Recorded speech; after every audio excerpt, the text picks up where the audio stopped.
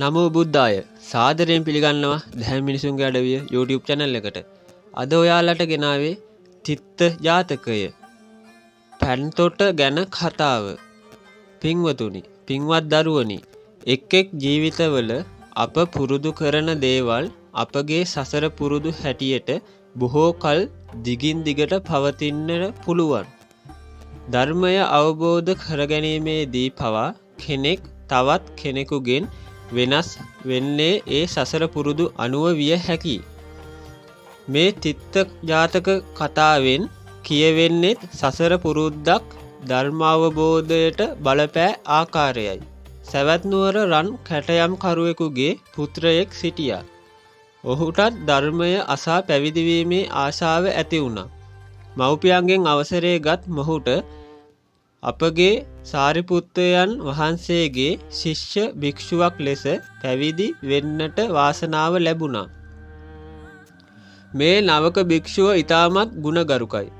වතපිළිවෙතින් යුක්තයි. උත්සාහයෙන් යුක්තයි. අපගේ සාරිපුත්‍රයන් වහන්සේ මේ නවක භික්ෂුවට පැවිදි වූ අලුත කාහටත් දෙන මූල කර්මස්ථානය වන අසුභ භාවනාව කියා දුන්නා. ඉතින් මේ භික්ෂුවත් ඉතාමත් ශ්‍රද්ධාවෙන් යුක්තව ඒ අවවාදය පිළිගෙන අසුභ භාවනාවෙහි යෙදුණා. දෙසිත් කුණුපයන් මෙනෙහි කරන්නට පටන් ගත්තා. අහෝ, කිසිවක් අරමුණු කරගන්නට බෑ. තිබුණාටත් වඩා වේගයෙන් සිත විසිරෙන්නට පටන් ගත්තා.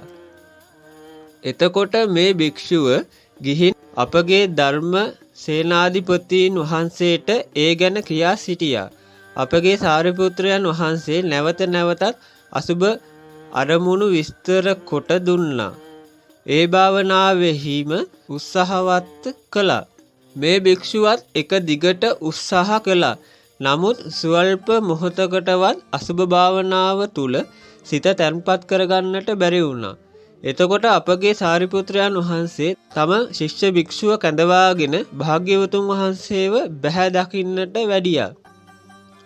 භාග්‍යවතුන් වහන්සේ මෙසේ වදාළා: පින්වත් සාරිපුත්‍රයනි, භික්ෂුවක් කැඳවාගෙන ආවා නේද? එහෙමයි භාග්‍යවතුන් වහන්ස. මම මේ භික්ෂු නමට භාවනාව දිගටම කියා දුන්නා. දැනට 4 මාසයක් ගත වුණා. සිතේ විසිරීම වැඩි වුණා මිසක් සිත තැම්පත් උනේ නැහැ. එතකොට ස්වාමීනි, මට සිතුනේ මේ නම භාග්‍යවතුන් වහන්සේ විසින්ම හික්මවිය යුතු කෙනෙක් වෙන්න ඇති කියලයි. ඒ නිසයි කැඳවාගෙන ආවේ. සාරිපුත්‍රයනි, ඔබ මේ ශික්ෂ නමට දුන් භාවනාව කුමක්ද? ස්වාමීනි, භාග්‍යවතුන් වහන්ස, මං දිගටම විස්තර කළේ අසුභ භාවනාවයි. සාරිපුත්‍රයනි, මොහුව හික්මවිය යුත්තේ ආසයානුසය ඥානය තුලින් බලලයි. ආසයානුසය ඥානය ශ්‍රවක ඥානයක් නොවේ. කමක් නෑ සාරිපුත්‍රයනි, මේ නම මෙහි නවත්වා යන්න. සවසට ඇවිත් එක්කරගෙන යන්න පුළුවන් නොවේ. අපගේ සාරිපුත්‍රයන් වහන්සේ තම ශිෂ්‍ය නම භාග්‍යවතුන් වහන්සේ වෙත රඳවා භාග්‍යවතුන් වහන්සේට වන්දනා කොට පිටත් වුණා. භාග්‍යවතුන් වහන්සේ ඒ භික්ෂුව පොරවා සිටි පාංශුකූල චීවරය වෙනුවට පොරවා ගැනීමට අලුත් සිවුරකුයි අදනයකුයි දුන්නා. භාග්‍යවතුන් වහන්සේත් සමග පිඬිසුගා වැඩියා.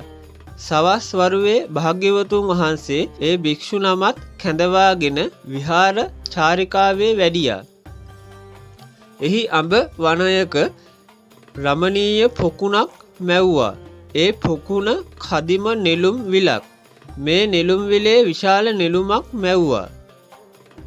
පින්වත් භික්ෂුව, දැන් ඔබ මෙතන වාඩි වෙන්නට හොඳ හැටියට මේ නෙළුම දිහා බලාගෙන ඉන්ට ඕන කියලා අවවාද කොට ගන්ධ කුටියට වැඩියා. ඉතින් අර භික්ෂුව නෙළුම දිහාම බලාගෙන සිටියේදී තම සිත ක්‍රමයෙන් මනවින් එකඟ වුණා. ප්‍රීතියත් සැහැල්ලුවත් ඇති වුණා. එතකොට අර නෙළුමෙහි පෙති ටිකෙන් ටික පරවෙන්නට පටන් ගත්තා. පෙති හැලෙන්නට පටන් ගත්තා. නෙළුම් රේණු හැකිලුණා. මැලවී ගියා. එතකොට ඒ භික්ෂුවට මෙහෙම හිතුණා. ආහා, මේ නෙළුම මොනතරම් ලස්සනට තිබුණාද.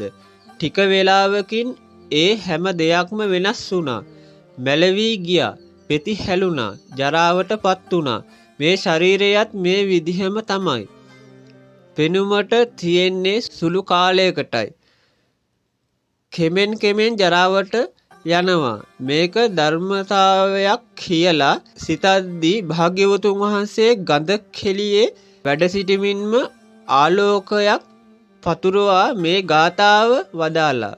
උච්චින්ද සිනේහමත්තනෝ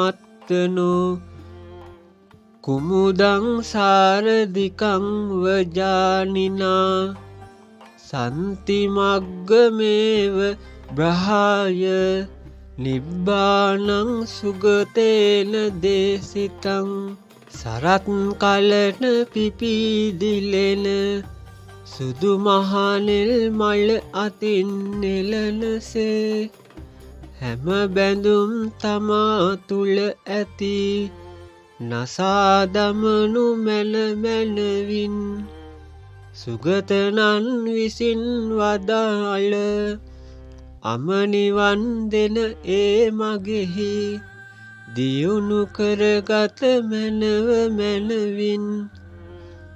මේ ගාථාව අවසානවත් සමග ඒ භික්ෂුව පටිසම්භිදාලාභී මහරහතන් වහන්සේ නමක් බවට පත් වුණා. එදා ධම්සභා මණ්ඩපයට රැස් වූ භික්ෂුන් වහන්සේලා මේ අසිරිමත් සිද්ධිය ගැන කතාබස් කරමින් සිටියා.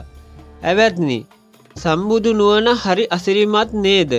අපගේ ධර්ම සේනාධිපතීන් වහන්සේ 4 මාසයක් අවවාද කළත් ඒ භික්ෂුවට චිත්ත සමාධි මාත්‍රයක් උපදවා ගන්නට බැරි වුණා. නමුත් වරුවයි ගියේ භාග්‍යවතුන් වහන්සේ උතුම් රහත් ඵලය දක්වා හික්මවා වදාලා නොවේ.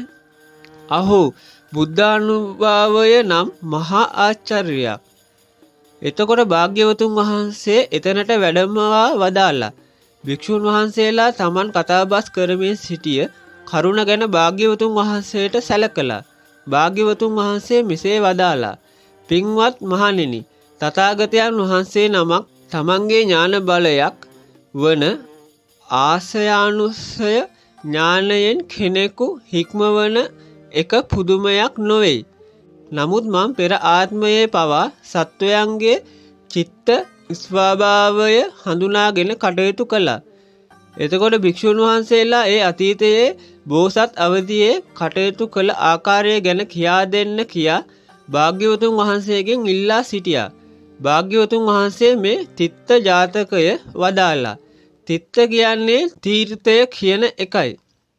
පින්වත් මහණෙනි, යටගිය දවස බරණැස් පුනුවර බ්‍රහ්මදත්ත නම් රජ්ජුරු කෙනෙක් රජකම් කළා.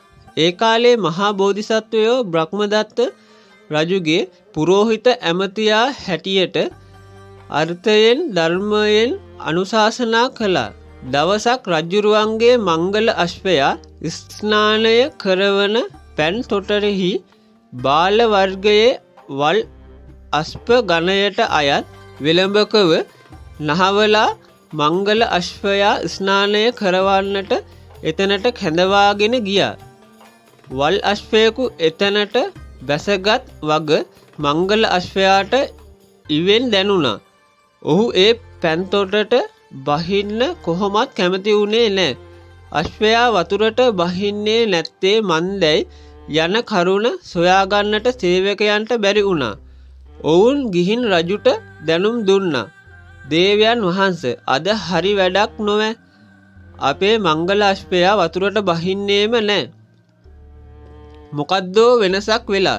රජ්ජුරුව බෝසතුන්ව ඇමතුවා. පණ්ඩිතේනි, පැන්තොට තිත්ත ළඟට යන්ට ගිහින් දැනගන්ට අපේ අශ්වයාට මොකද වුනේ කියලා. බෝධිසත්වයෝ ගන්තරට ගිහින් අශ්වයාව හොඳ හැටියට පරීක්ෂා කළා. දැනගන්නට නම් කිසිම රෝග ලක්ෂණයක් නැහැ. වෙනත් අශ්වයෙකු වතුරට බැස්ස අඩිපාරවල් ගම් ඉවුරේ තියනවා දකින්නට ලැබුණා. මීට කලින් වෙනත් අශ්වයෙක් වතුරට බැහැලා නාලා තියනවා වගේ. මේ අශ්වයා වතුරට බහින්න පිළිකුල් කරන්නේ ඒ නිසා වෙන්න නොවැ කියලා සිතුවා. අස්ගව්වා කැඳවා විමසුවා. එම්බා පුරුෂය, මේ අශ්වයා ගේන්ට කලින් මෙතනට වෙනත් අශ්වයෙකු ස්නානය කෙරෙව්වාද? එහෙමයි හිමියනි, එක්තරා වෙලබකව නැහැව්වා තමයි.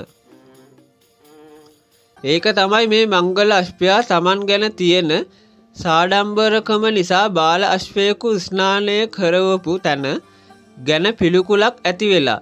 ඒකයි මෙතනට බහින්ට අකමැති උනේ. වෙනත් පැන්තොරකට රැගෙන යන්න. එතකොට අශ්වයා එතනින් වතුරට බසීවි. බවත් අශ්ව ගොව්ව ගිතෙල් මීපැණි යුතු කිරිබතක් උනත් හැමදාම වළඳන්නට ගියොත් එපා වෙනවා. මේ මගුල් අසුත් හැමදාම ස්නානය කරවන්නේ මෙතන නොවැ. ඒ නිසා අද වෙනත් තැනකට ගෙනියන්ට. එතනින් ස්නානය කරවන්ට.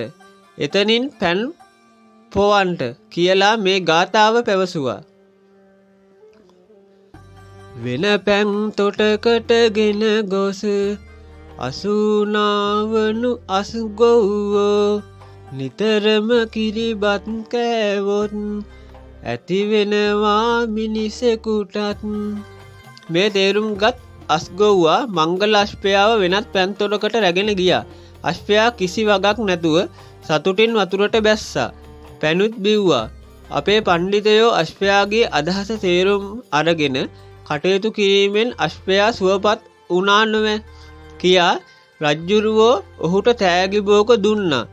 ඒ කාලේ මංගල අශ්වයා වෙලා සිටියේ මා විසින් රහත් ඵලය තෙක් හික්මවන ලද මේ භික්ෂුවයි. රජ්ජුරුවෝ වෙලා සිටියේ අපගේ ආනන්දයන්. පණ්ඩිත අමාත්‍ය වෙලා සිටියේ මමයි නොවැ කියා මේ තිත්ත ජාතකය අපගේ භාග්‍යවතුන් වහන්සේ වදාළසේක. සියලු දෙනාටම බුදු සරණයි. අපි නැවතත් ලස්සන ජාතක කතාවකින් හමු වෙමු.